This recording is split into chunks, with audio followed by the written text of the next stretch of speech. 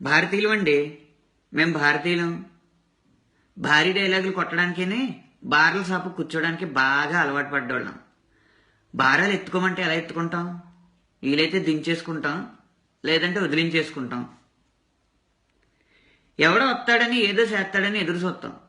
ఒకవేళ ఎవడైనా వచ్చి ఏదైనా చేస్తే మాత్రం ఎద్దేవా చేస్తాం.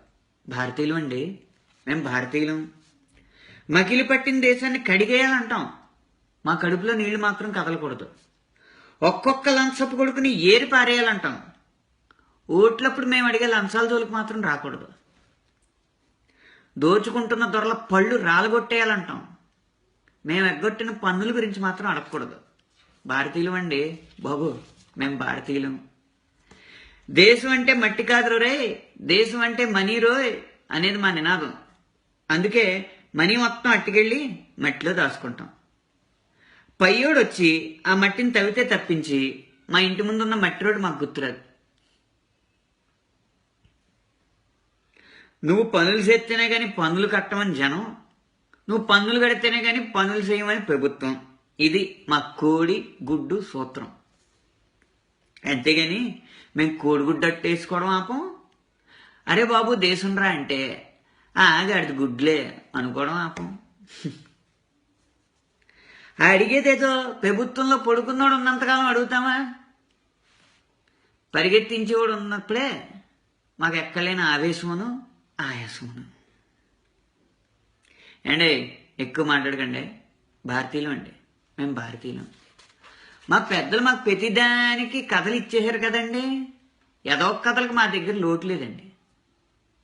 మొసళ్ళని ఎల్లగొట్టేసామని, కానీ చేపలను ఎండబెట్టేసామని, ఇలా ఎన్నైనా చెప్పేస్తాం. నీటిలో ఉన్న ముసలి ఏనుగునైనా చంపేద్దని, బయటికి వెళ్ళిన ముసలి కుక్క చేతులైనా చచ్చిపోద్దని, ఇలాంటి విషయాలు మాకు తెలక ఏంటండి. మాటలో దొరికిపోతామని వాడం అంతే. చెరువులో ఓ మూల నీళ్లున్నాయని, చెరువు నిండేదాకా చేపలు అందులో తలదాచుకోవచ్చని ఇవి కూడా మాకు తెలకేటండి. అవసరం లేదు కాబట్టి మాట్లాడం. అయ్యి బాబోయ్ మా ముసలోళ్ళు అంటే ముసలి కన్నీరు కారిచేస్తామండి. వాళ్ళకి మంచినీళ్ళు కూడా ఇవ్వం. ఏంటి వాళ్ళకి మంచినీళ్ళు కూడా ఇవ్వం. ఎందుకంటారేటండి? భారతీయులు అండి, మేము భారతీయులం. సిపాయిలు శవాల మీద పడి చిరునవ్వులు ఏరుకున్నప్పుడు ఏ సిగ్గు లేదు. కానీ శలామణిలో ఉన్న నోట్లని సిల్లర్గా మార్చమన్నప్పుడు మాత్రం ఎక్కడ లేని కష్టం ఎగేసుకొచ్చేద్దండి. జన్మలో లైన్లు వేసి ఉన్నట్టు, అమ్మాయిలకు లైన్లు వేయినట్టు అదో పతిత కౌరులు చెప్తాం. ఇదంతా చదివిన తర్వాత మా అందరిది ఒకే మాట అండి. ఈ రాసి ఊడిది ఏం పోయింది? ఏసీలో కూకుంటాడో రాయడం, మేము ఎండలో నిలబడడం ఏడవడం అంతే కదండి. ఎండలో నవంబర్లో నడియాసవి ఎండలో అదండి. మరి అర్థమైందండి? భారతీయులం అండి, మేము భారతీయులం. ఉంటానండి.